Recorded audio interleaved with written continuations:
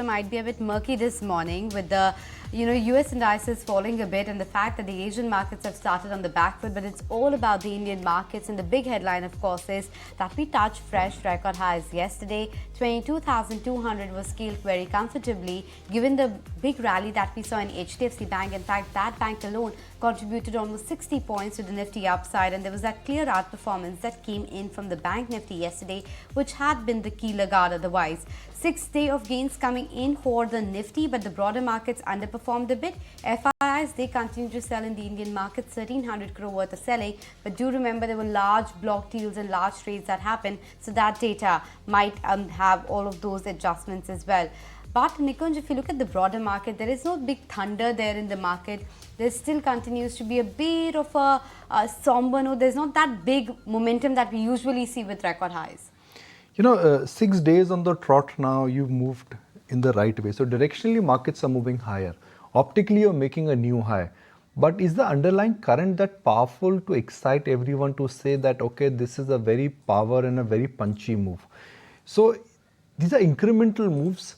These are not big moves. Typically, when there are incremental moves, what historically has happened is that when there is an incremental move, then more than benchmark indices, the mid and the small cap space or specific themes, they tend to outperform, because traders would clearly view the market on the following lines, which is that markets are going higher, but they are not showing any big, they are not giving you a lot of opportunity to trade long. B, there is no clear, large, powerful news push or a well-defined leadership, whether it is banking, IT, or even for that matter, PSU. But because markets are holding on, I guess the general approach would be that you don't want to sell your stocks. You want to buy the stocks which you wanted to buy on a bad day, and there is no way you want to go short or raise cash in this kind of a market. Say, Nishan, this market going short is like a no. But raising cash also, and raising cash quite a lot also, may not be a great idea, because what will happen is that if incrementally markets are going higher, what will cement as a thought is that this market is not in a hurry to come down. So then why are you in a hurry to lock out or book profit? So that churn will continue. The churn will continue in a lot of stocks. I think that's how I see the magnification, that 80% of the market may do nothing, but 20% of the market, I think, will continue to move higher. And that's what I think we are seeing. Yeah, no, that's absolutely true. You are seeing that one case every day, which is actually pulling the markets higher. There has been a lot of churn. Of course, autos, pharma, these were the sectors and segments that were doing very well earlier in the week. Now it's shifted to bank. Of course, today is the Bank Nifty weekly options expiry as well.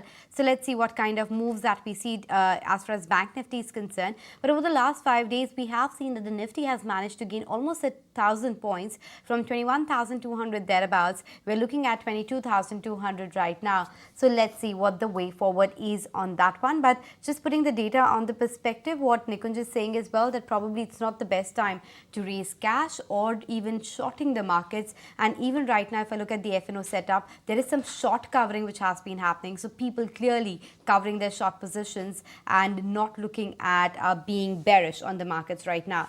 But the other data point that we want to discuss is, of course, PSUs, because they have seen a very, very strong rally of late. And Nikunj, there was always this debate that, PSUs for the longest time were considered only trader stocks or maybe retail stocks, and institutions didn't used to put a large amount of money to work there because of a lot of overhangs. But clearly the data that we have recently in terms of the January data, what mutual funds have bought and sold as far as PSUs is concerned, is very interesting as well. See, I think the bias is clearly towards banks, whether it is SBI in the large cap or Bank of India in the mid cap. Interestingly, if you look at the domestic folks, and I continue to maintain that I don't think FIs are buying PSUs, but if PSUs are in leadership position, then that's a function of HNI, retail and mutual funds. What are mutual funds doing? It's an important data, so I'll urge our viewers to stay with us because mutual funds in a sense are getting flows, but they're actually selling more PSUs and buying less of PSUs. And whatever they're buying in the PSU space, it's actually SBI, Bank of Baroda, and to some large extent Coal India. But they're going easy on defense names. They're going easy on some of the smaller power names. They're going easy on railway names. And you can establish that by looking at the pure data for the month of Jan. Now, we're talking about Feb here, but this is a last disclosed data. We're discussing it because the data now, all mutual funds have compiled their fact sheets. So on the sell side, you've got names like BPCL which are coming up, BL which are coming up, NHPC which are coming up. Similarly, on the small cap space, what is coming up? You've got NMDC, SJVN, IRFC. So mutual funds are, in a sense, looks like the data is indicating that the incremental buying in PSUs by mutual funds seems to be coming to an end. B, if at all, they are focusing more towards banks and less towards other PSUs.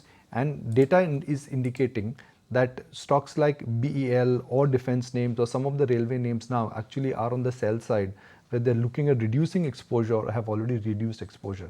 Now, what is the reference and relevance of this data? Look, PSU stocks are in a bull run. Everybody thinks that they are like the leadership space, which they might be.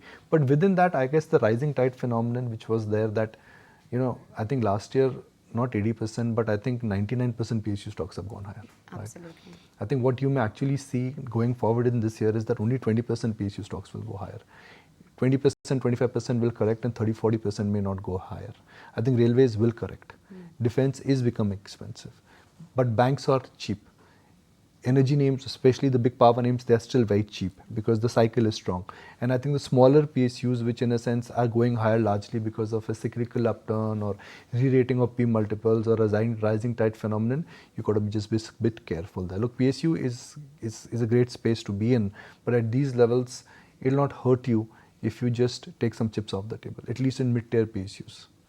Yeah, and you've made great amount of money if you have invested in those PSUs. So why not book some of those profits? But yes, that's the big verdict coming in on PSUs, that you have to be careful. It's no longer that rising tide phenomenon, and the easy money that we call it is off the table, and even mutual funds have been booking profits or taking some chips off the table when it comes to the PSU space. So that's a very interesting data point that we'll keep chatting about and bring you more perspective on as well.